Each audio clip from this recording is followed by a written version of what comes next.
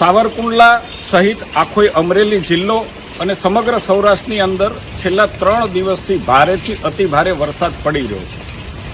ખેડૂતોની પણ રજૂઆત આવી છે. 1 થી 10 ઇંચ સુધીનો વરસાદ છે. નદી નાળાઓ છલકાઈ ચૂક્યા છે.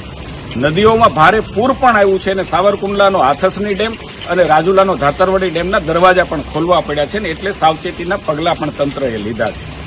ખેડૂતો તરફથી મોટા પ્રમાણમાં રજૂઆત છે ને નજરે પણ જોયું છે. મગફળીનો ખૂબ મોટું નુકસાન છે. ખેડૂતોએ લીધેલી મગફળીના પાકના પાથરાઓ આજે તણાયા છે. કપાસના પાકને ભારે નુકસાન છે. ફાલ આજે નીચે પડી પણ ગયો છે.